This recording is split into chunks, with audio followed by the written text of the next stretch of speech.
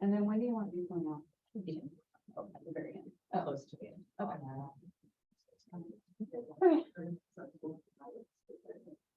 Hey, everybody. Chuck, I missed you. Distraction, sorry.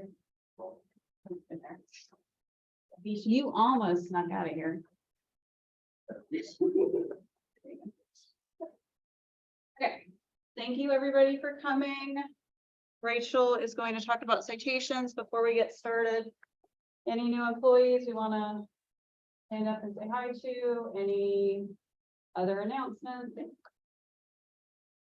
1, 2, 3, no. Thank you, Solomon. For those that don't know, Solomon is working with Ben and Sarah on dye tracing. Yes. Is it in the Daniel Boone Forest? Okay. Nice. So that's all. Up there, and I'm working with Marty on this for Ben oil and as well. Nice. Okay. Yeah, I have not met you. So awesome. You want to introduce the interns? They are not in the room. I can't. Are they up? What? No, they are all upstairs at 348. Working hard. I guess so. They didn't get the message.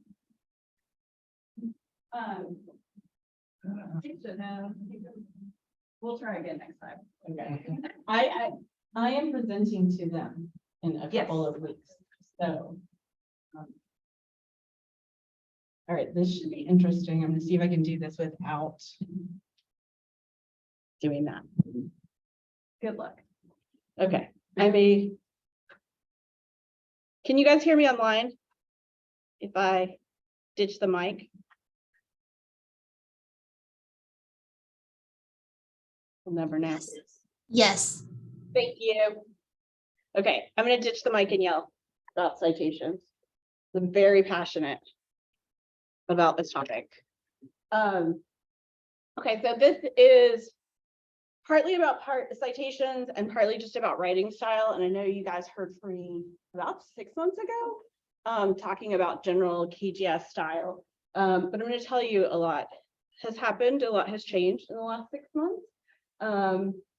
So I wanted to start with the question that my children always ask me, which is, why are we having this conversation? Who is in trouble? And why is someone in trouble? And every time I start talking about rules or standards or how we do things in this family, they're like, what did we do? So and I talked to Bill, talked to several other people in the publications committee about it. We had an incident this year where someone reported potential, well, I think it was found to be plagiarism on an old KGS publication. Nobody who is here still is involved. And it went to the Office of Research Integrity. There was no fault found. We didn't gain anything. It was one KGS person who used another KGS person's language in a later publication. It wasn't for a grant.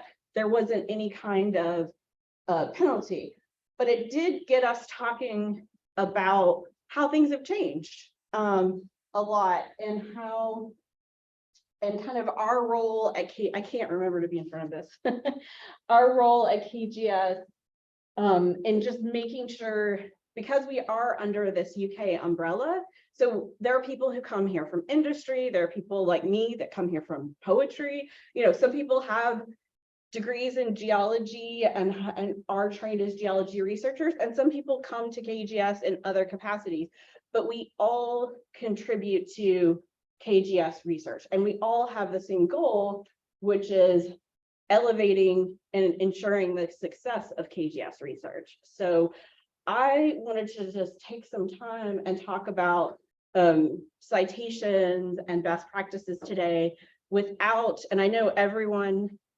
did the mandatory research ethics training, but that we'll talk about that later, but this is not the same thing. This is talking about, and I really want to thank everyone who's in that article writing group, because at the same time that I was talking about this, every week we were going through this book and talking about, hey, how does this citation standard, how does this journal article ethics map that's kind of written for all of these disciplines apply specifically to geology and to KGS work.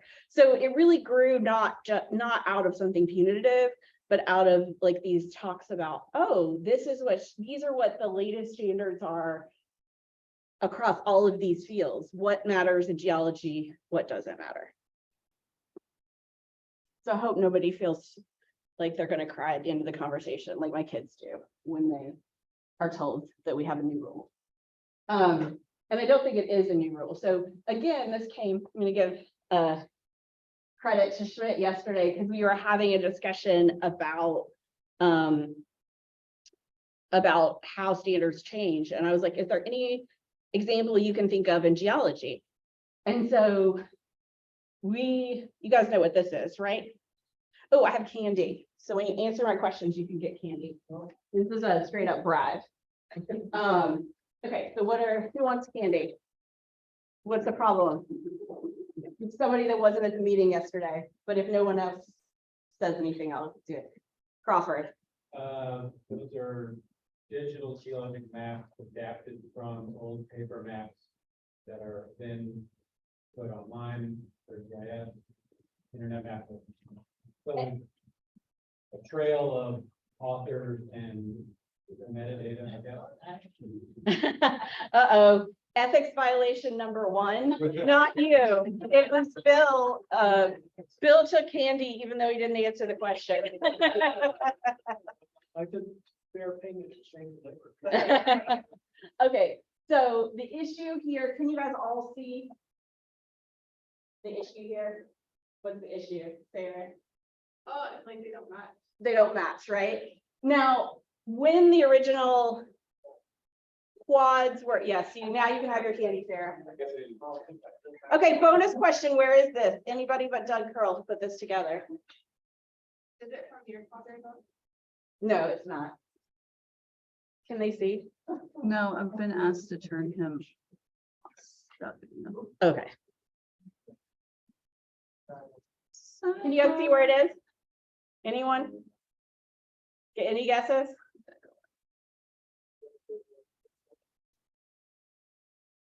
Okay, where is it, Doug? That's kind of southwest of Lake Cumberland. Southwest of Lake Cumberland. Okay. I think that's. South, sorry. Anyway. yeah. Okay. Dawson Springs? No, different. No, not that far. Okay. So we're all really familiar with this example, and it wasn't an example, or I'm going to say when the original mappers went out there, they were doing the work for their time, right?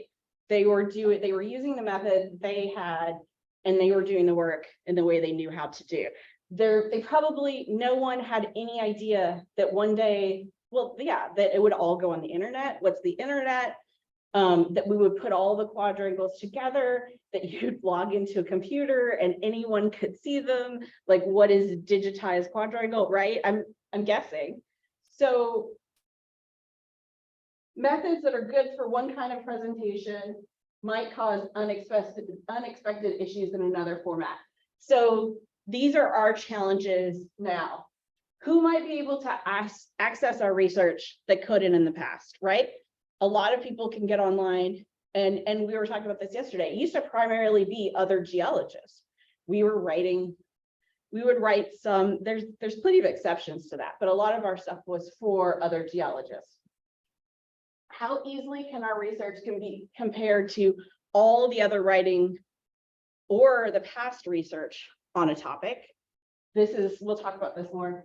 And how are we at the moment that we're at, how do we merge all the values and all the methods of researchers trained in different eras?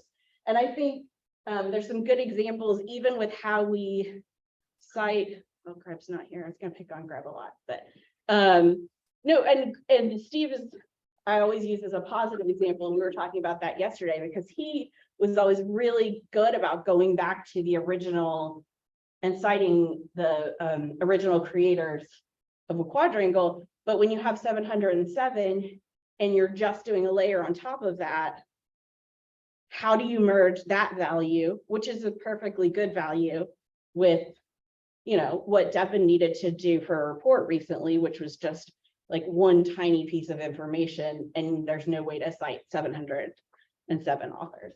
So, okay. So what does it mean for KGS? So one thing that I'm excited about is we're definitely going to have a new tool in our arsenal, but we're not going to be able to. I'm going to, what I do, KGS, me and Cheyenne and probably Rebecca are going to have this Grammarly subscription. And a lot of people have probably heard about Grammarly. It used to sort of just be a, hey, help me make better sentences, check my work. But it has a lot of other functionality. It can check style now, it can do cool AI stuff, but it can also check everything in a publication against everything out there in the web that's been scraped. So it's really good at when we create a new KGS publication, pop it in here, it's going to check it against the old KGS publications and make sure we're not accidentally, improperly borrowing our own work from a while ago. Because that was the specific thing, but we're also going to put all of our old stuff in there. And I think that my goal with this is not to, I mean, it's so simple. Like if we accidentally do something like that and we catch it in our own process, there's no problem. I just say, hey, can we edit this in editing? And, you know, that's the end of that. So it's like a student doing that turn it in thing before they turn in their assignment. It's just a super easy way for us to check our own behinds. But it also does really cool stuff. One thing I really like about it too is every time it shows you, and it'll show you it'll show you the citation and it'll take me directly to the website and I can look at the citation. And even if I have 50 citations, they're all right there and the original source is pulled up for me and the place in the original source is pulled up for me. So I can look at the original language. So for an editor, it's a dream. So that's something new we're going to be doing. And it's going to just really quickly make sure we don't have standard issues that it says, you know, all the KGS things it's supposed to say. If we spell terrain wrong or one of those other words, I'll catch it. What is this? What is that called? It's called Grammarly. And I can send it to you. We have it, we are working out the last of the kinks it's just hard for us to pay for it. There's a whole tax exempt accounts payable thing, but you can get a free version. The free version will just help you clean up your writing though. And just to know about, we really wanted to get on like a big UK account, but the vice president for research has an account. They only allow each person to put in 2 publications through it a year. So you as a anyone who's a researcher can submit 2 publications a year to their, it's called like SiteWrite or something. It's not that, but something like that. And then if you're a student or professor, you can use turnitin.com, and they all have the same functionality. But this is just for KGS, a middle one. Yes? How do you spell Grammarly? G-R-A. Is it A-R or like grammar? Like Yeah, grammar, and then L-Y. Thank you. I get really freaked out when I have to spell on the slide. Okay, that is a good point. I will do that. So I was actually able to get the Turnitin for, I had to actually request kind of like a fake Canvas account at the time. And so I have this like a sandbox board. Oh, And so that's how I okay. checked. It was not entirely obvious, but I can totally do that for it. Okay, so pretty good. And I don't think that there's any limitation on how they. Well, that is really good information. I'm glad we had that. Okay, yes. So Microsoft Word also has a check, similarity filter. Do you know if that's any good? I don't know. Because I have a feeling it's not. I haven't. This is great. This is a lot of new stuff, so I'll take these into account. Okay, so for KGS, so where does this take us? It takes us to just writing down our standards because we haven't written them down exactly like this before. And thinking about what these three things mean. So ethics. So thinking about ethics in terms of citation, documentation, inclusion, respect. I'm not going to touch on methods because methods is a really important part of research, but it's not my part. Like you guys help each other with methods. The digital data group is going to talk about methods. I'm just going to look for the words that indicate you're using methods and tell you about that. And then 3, thinking about how we present our results. Are they detailed? Are they transparent? Is there clarity? Is there consistency? Okay, so at KGS, a lot of our work, a lot of people come from different places, but what this particular case kind of helped us understand and think through is all KGS research, even if it's not going to an academic journal, or if it's produced by people who aren't in research positions, if we're putting it out under KGS auspices as research, it still has to follow academic conventions for citation, for plagiarism, and for improper borrowing. So that's where we are with that. Okay, so the next couple pieces of the presentation are just going to be like quick and dirty updates. So I feel like, oh, that was going to be the next question. So what do you guys remember from the KGS? Sorry, my notes are, yep, okay. What do you guys remember from the training sessions? Good or bad, the research ethics training sessions for Candy? No, not are they good or bad, but like, what do you remember? It has to be an example if it was something bad. Not even crazy ninja videos? Okay. Do you remember doing those? Did everybody block it out?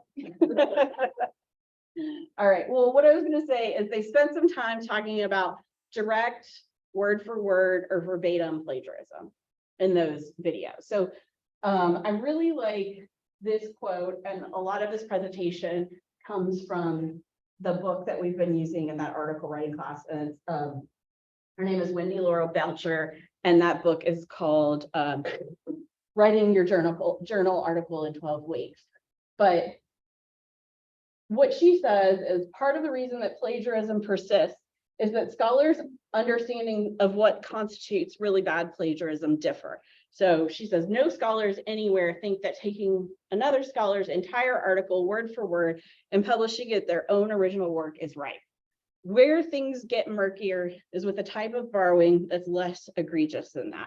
And I think this is also, it's not like these are new pieces or new things, but the kind of software that we have makes it easier for someone to Google or, you know, accidentally stumble upon smaller instances of what some people, so there's a bunch of different words for this. There's mosaic plagiarism, there's self-plagiarism, there's paraphrase plagiarism, and these aren't some kind of like exact, you know, scale of plagiarism that's out there. Some people use this term, some people use that term. The handout that you in front of you has all the definitions on there. So if you want to think about how people are talking about, and then want to go through all of them. And then what a lot of people spend time talking about is at the bottom, it's not plagiarism, it's just poor scholarship. So there's a lot of things that you can do that are just maybe not giving credit to the right person, but it's not necessarily like this big idea of plagiarism. It all kind of exists on this spectrum. Okay, so this is, let's see, yeah, and so mosaic plagiarism and paraphrase plagiarism are there at the end. I have like a worksheet that I made where I just took people's articles from here and I made really bad citations of their articles. Not that there were bad citations in the articles, but that I cited them badly. So at the end, if people want to do that in small groups and just look at really bad citations that I made, you're welcome to do that. Okay, so some common issues that Belcher points out, and also when we're talking about this, when we're thinking about this, we're not just talking about, hey, everyone at KGS as a researcher. We were also thinking a lot in that writing group about who's training whom, right? So you may be at one point in your career and you may need something, but what do your trainees have? What do your trainees need? What interns might you interact with? You know, who is, there's a huge spectrum of like where people are coming to learning about how to use research at KGS. So these are things, and these are all things that we talked about and thought of examples in geology. So if anybody else wants the Jolly Ranchers, you can come up, you can just like talk about maybe a time that this might happen in geology. So misattributing a big idea. So general beliefs or entire systems to one person, or maybe you attribute just to the one time you read it. Any fields where people do that? Any examples?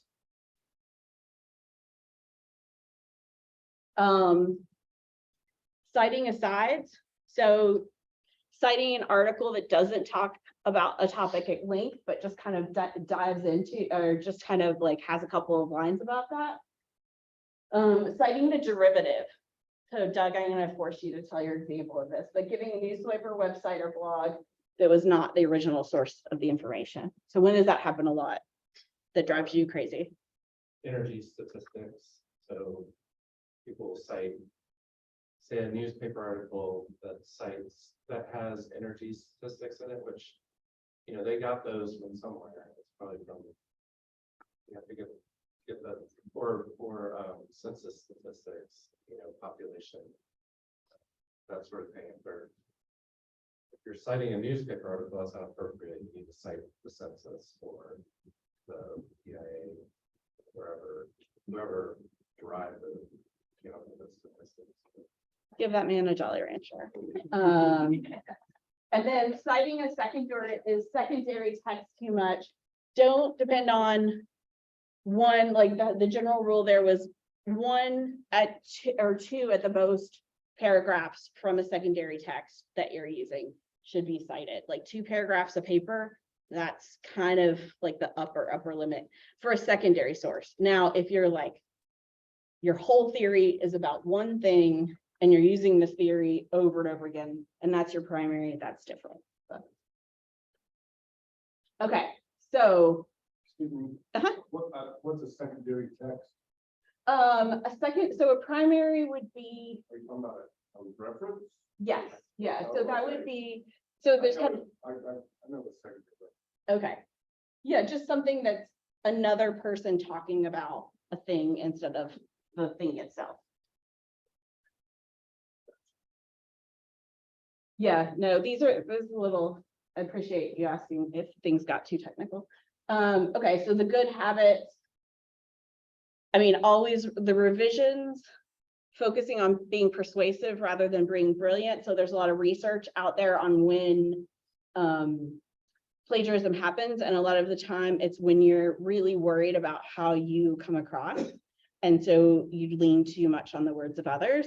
So if you're really worried about your grammar or your language, if you're really worried on impressing people rather than persuading people. So if you really just think about what am I trying to say and what do I know about that? And then a big one too, and I think this is something that I've talked to a lot of folks about, using a resource management system. So using Zotero is the one that I really love to keep track of all the articles that I have. There's also, is it Mendeley? Mendeley. Okay, that's the one I don't use, but I know I think we get through UK. And then, I mean, you know, again, I'm picking on Steve because he's not here, but he told me I could pick on him. Like he has a very detailed note-taking system and he swears by it. And I'm like, all right, if you've got that and you've been doing it for a long time and it's working for you, that's great. But if you're towards the beginning of your career, getting research management software, or even in the middle, and using that for note-taking really helps keep track of things and giving you an easy way to check things without having to have tons of paper.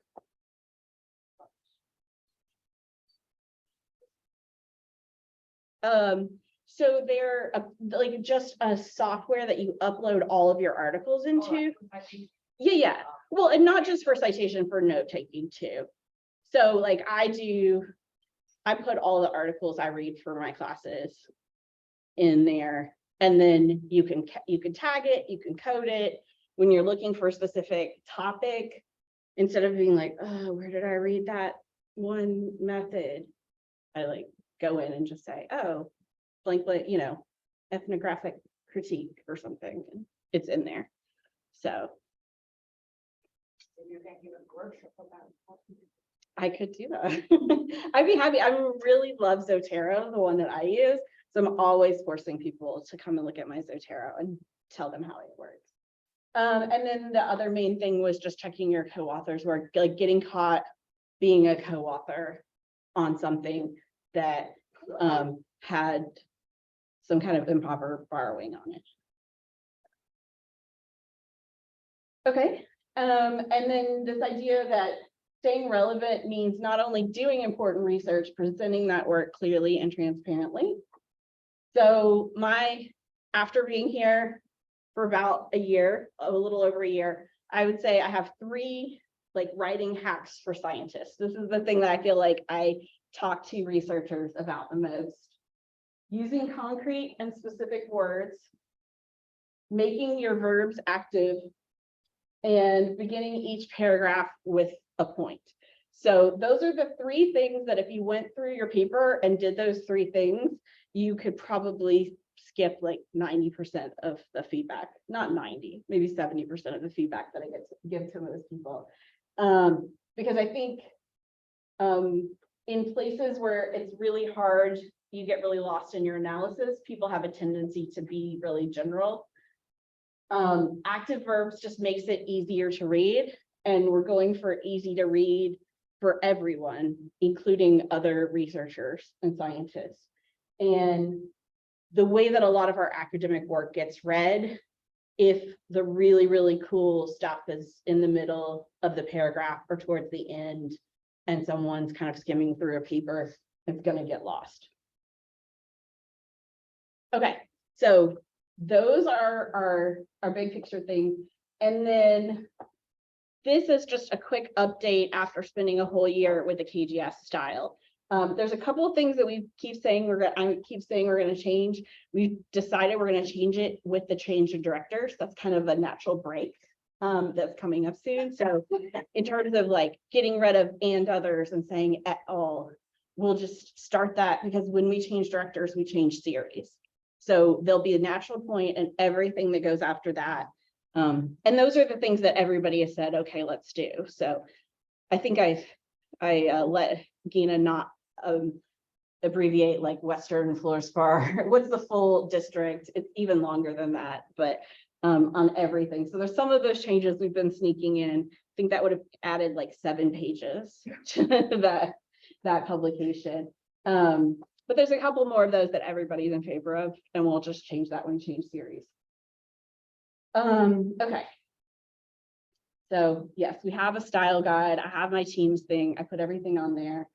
But I wanted to talk about how I do it. So right now, if we get to and then I'm going to give you examples. If we get to an unfamiliar situation, and I'll give an example of the landslide report, because there was so much data coming out so quickly that some of the sources were, there was a source that was a personal communication. There was a source that was a Mesonet tweet, you know, things that are not, when you're doing that kind of really urgent, what is this rainfall at this second, at this day, like that's the place where the information was.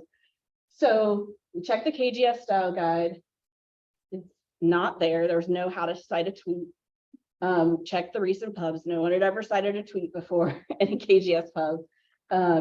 So I do what I call Frankensteining a citation. So I look at the Chicago Manual of Style and say, hey, how are people generally, what kind of information about tweets are people talking about? So, and I'll show you in the end. And then you put it in the KGS order. And then you say, hey, is one of our major partner agencies already addressed this? And are they all in consensus?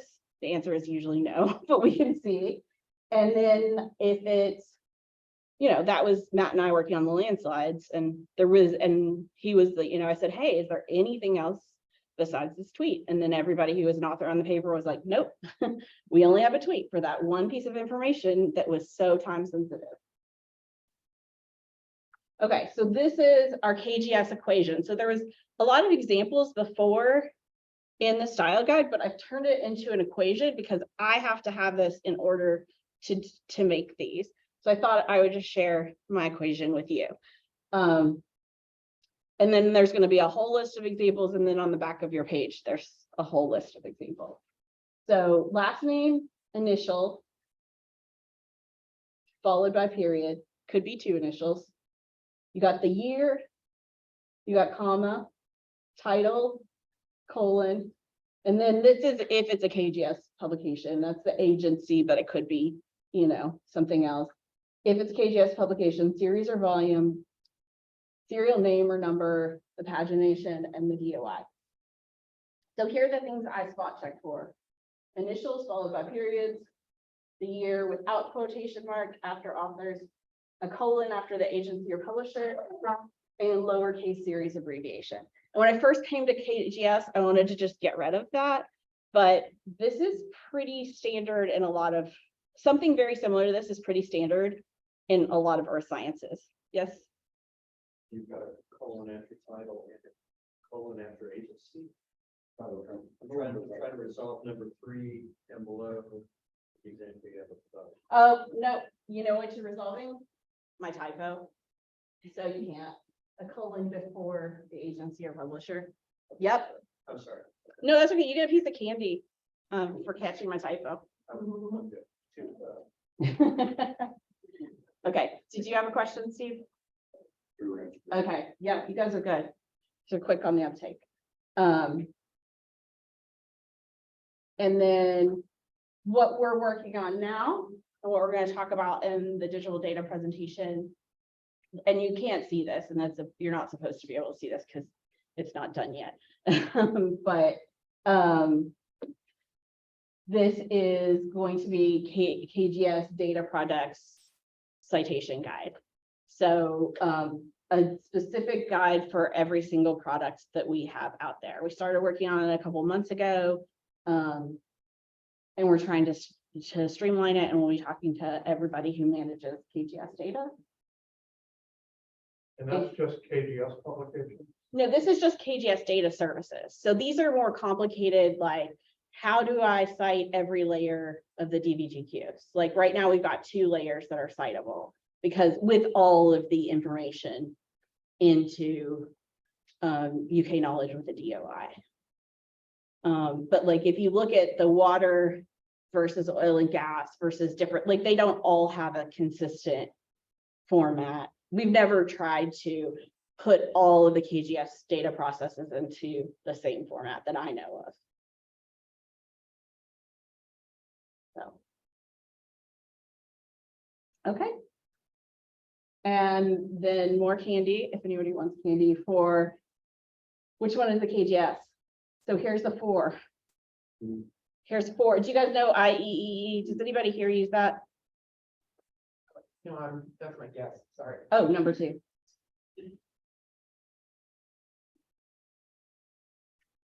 You guys are so good. Woo! Okay. And yeah. And then these slides are just digital data presentation group. Is that still in August? Yeah. Yeah. Okay. All right. Thanks, guys. That's all I had. Do you guys have questions?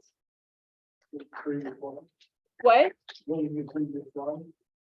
Oh, like this is a draft of what I said before, groundwater, thin section core, you know, things that we don't, if you want to cite specific data from that, like we have, I could tell you today what to do for the, how to cite them in terms of just get where they are, where the website is. If you want to do, but sometimes there's not ways to get down to individual pieces of data.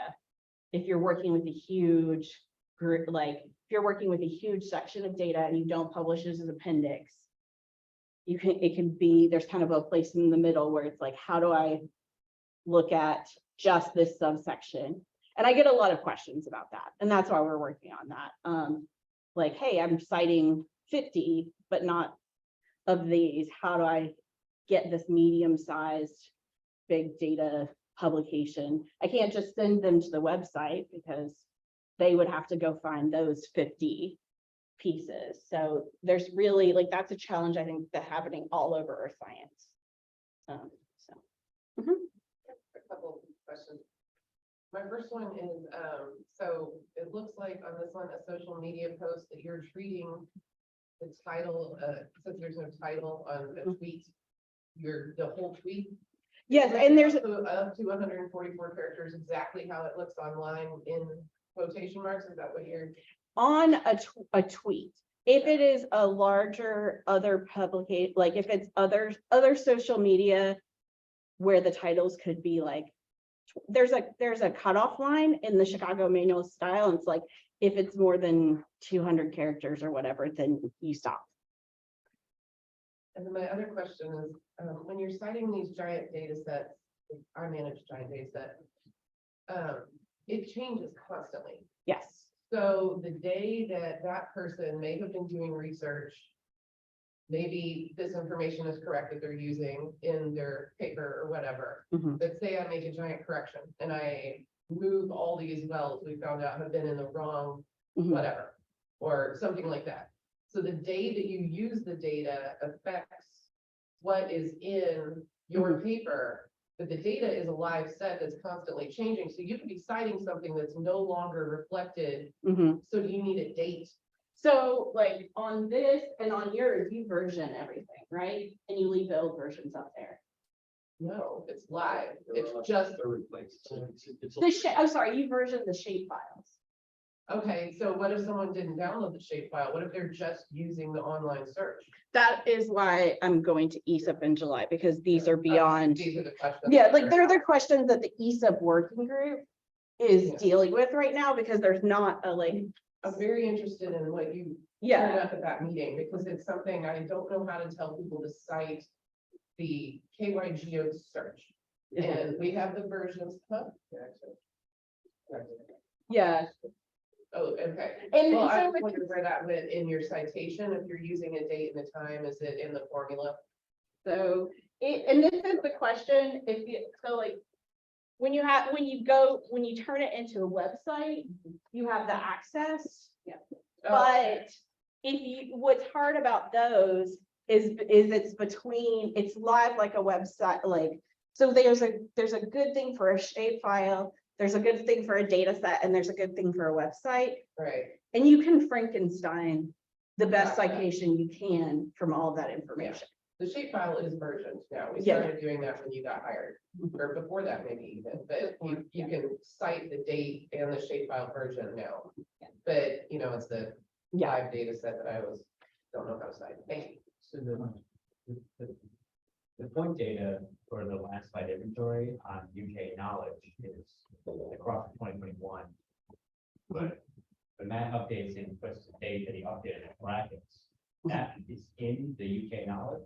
Yeah, that's in the data, and it's version 2. So it never gets updated in UK knowledge, but I have the data myself, so I know when that date bracket is. So I've been changing my citation to match the bracket that's supposed to be, but I keep it proper 2021, assuming it's not, UK knowledge is not going to update it every year.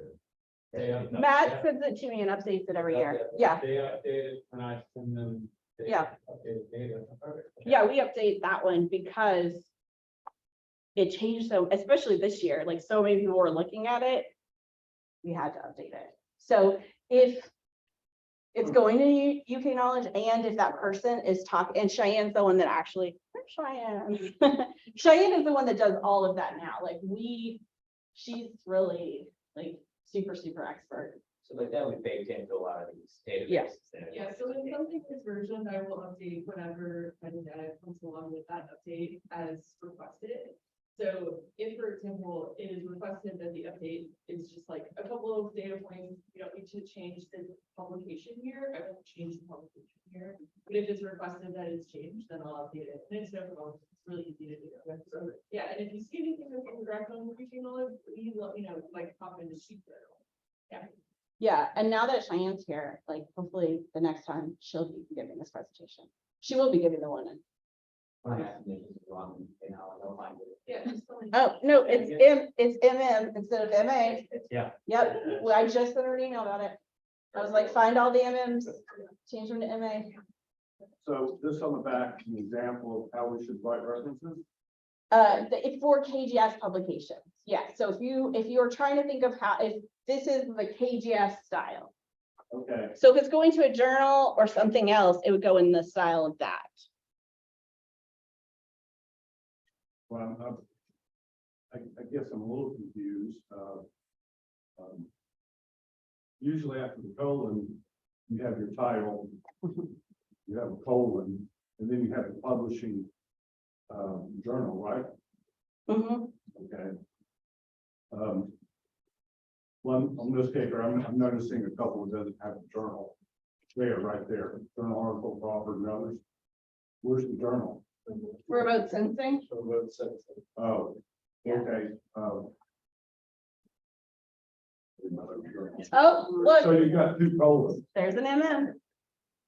What do you mean?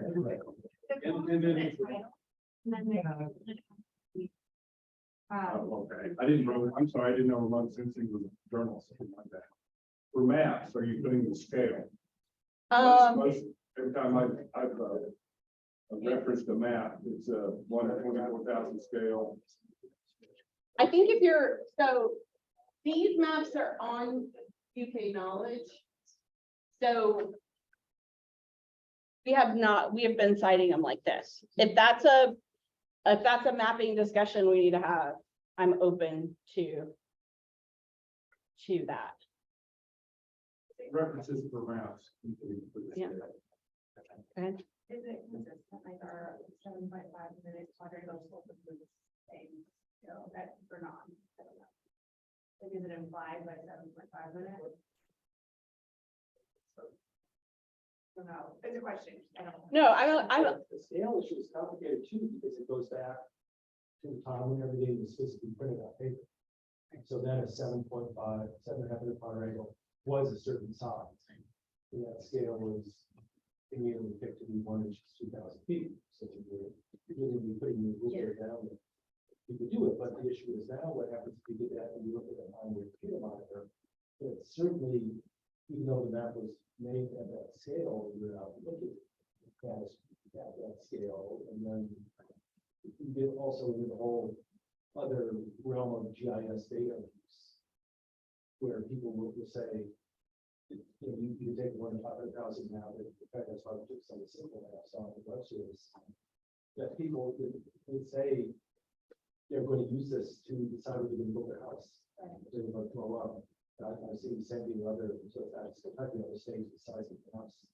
And they would take a map of the entire country and even one time before GIS on a margin photocopier. You know, enlarge it, and say, okay, here's what we're going to build right on the side of the line. So the whole scale issue is interesting because you do, and I even remember when I was in Mexico, the field geologists would often map on 1 to 12,000 topography, but the map would be published on 24,000. So the paper map actually had a scale of 1 to 24,000, but now it's even more complicated because what happens if you're out there in the field with LiDAR and you're zooming in and mapping. So I don't think there's an easy answer to that. It's not like the old days when you looked on a paper map and it said 1 to 25,000. but you're right that was the old, We turn in a contract report, USGS, and it's at 1/24,000 scale. yeah. So if you cite that, that specific document. When the issue comes in, what if you cite the GIS? Yeah. Yeah, and this is, yes, okay. We get back into, we have a map that's being cited as a contract report, and we're using the contract report series.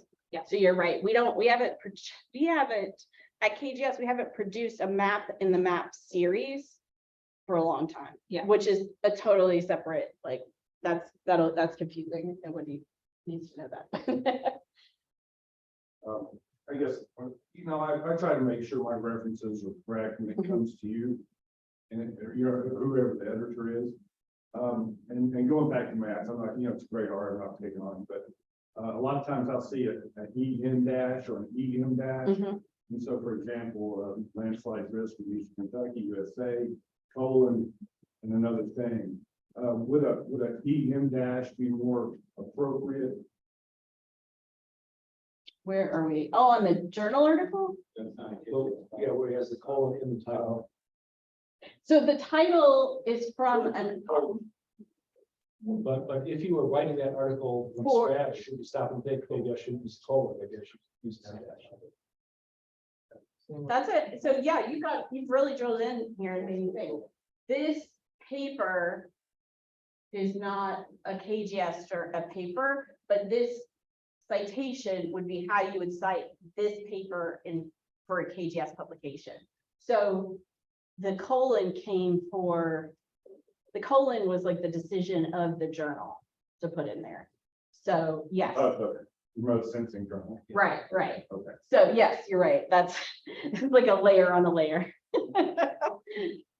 Yeah. So is this style that we are actually going to stick to even in the future with this column thing? I think so. Yeah, unless there's like, I've never seen it in like the standard citation styles. Mhm, And it's definitely confusing because yes, there are actually a lot of journal articles where you have a column in the title. mhm. And then it also just doesn't, to me, it doesn't make any sense to have the colon after the title and then before the. like, Okay. So actually, we does that. Yeah, historically, AAPG and GSA Have the colon. did that, and maybe USGS. Yeah, But you're right, if you look at a lot of other journals we're publishing in now, Mhm, and especially when you get in engineering or mhm. health or anything else, they often don't use that colon like geologists do. So that's sort of a geological oddity. It's almost an anachronism. But I mean, I'm up for if the colon is something that everyone is comfortable getting rid of. I'm comfortable making that change, Down the colon. but nobody has come to me and others seem to be everyone was ready to get rid of and others, everyone was ready to get rid of a couple other things. But nobody's come to me. You're the first colon complaint I've gotten. That's fascinating, because maybe in the 70s, there was a big push by the USGS to get rid of et al. And EG and IE, because they said we need to make our writing understandable Mm, and not deal with all this Latin nonsense. So they made a big push to drop the et al. And go to and others, and now people think about it. So the big question on this is to make these citations machine. yeah. And the colon is going to confuse the computer out of it. It's inside the title, whether it's the journals, Mhm. the way the journal technically printed it or not. That's part of the reason why a lot of entities take that internal colon in the title and turn it into that. So that's so that machine reading won't try to cut the title off there and then Mm, make developing in regional scale read a journal, mm. right? Yeah. So that. Yes. so There's a reason why people notice that's a machine reading participation. Okay, I didn't know that particular part, so thank you. That's helpful. Gary and Devin, you guys are sitting in a row and I've pointed. So you're sitting in a row. Oh, okay. On the social media post, on the example on the handout, Uh-huh. it's missing the second comma and I want to know where it goes. Does it go at the end of the tweet? Does it go The second. the second, or pardon me, quotation mark is what I mean. 1 week rainfall totals for Yeah, Kentucky, it goes right noting here. that most of the fell overnight. It goes right here. Okay, so then does it go outside or inside the comma? Yeah, Because the tweet, like the comma is I- where we're stopping the tweet and saying it's from Twitter. yes. And Am I allowed to come back to you on that one? Am I allowed to go to I Chicago? get real insight. Yeah, I'm, okay. Yeah, I mean, my instinct is inside, but let me go back to Yeah, but the, if we're using. I know. Or Drew's saying, you know, if we're looking for these cutoff points, that comma would go after as a cutoff point before the organization. yeah, you guys are really asking good questions. Really something. The journal. This kind of minutia makes me happy. Yeah, no, I will spend an insane amount of time thinking about this later. Drew? Put her down, I would again, and going into the issue, things that probably not wanting to hear. You can bring up either pages, publication, or journal article, map. Any of these would be fine. Whichever one you had. Oh, sorry. You were saying right now, yeah. Okay, you know, even pages pub or the journal, or you're using the 2 initials. Mhm. Do you want spaces between them? No. So I like, typically- if you don't. Well, Yeah, look, JB, pick one. AC with a space pearl. Oh, man. I'm sorry, we're getting real ticky tacky, but these are. No, that's okay. I'm back. We want to call it this. These are things that will get cleaned up when the journal gets. Thing gets put out. Yeah, but if I can work on it. All right. Sitting here finding out spaces between. Well, That's and fine. something we're gonna have to fix. Yeah. She's gonna have to make us fix it if we don't get it right first. Yeah, and remember too, these are only for citations in KGS publications. If you submit it to a journal, there are some journals that say you don't use any previous publications. Yeah, there are some that, so if it's published in an outside journal, you're gonna have to stick to whatever they said, and unfortunately, it is no. Maybe publishers will have to decide if it's. Okay, well, here's what I'm gonna do. I'm gonna put it on Teams. And I'm going to take ongoing feedback. And maybe when we make that big change, we need to have a meeting and anybody that wants to come contribute. I will take all the feedback before we do that. I think that's great. Everyone has feedback, so I want to hear it all, but I'm not going to remember it today. So let's put it on Teams and go forward like that. Does that work? Okay, thank you guys all for your feedback. I wanted to have one thing in case anybody was curious about the incident that Rachel talked about, the top of this.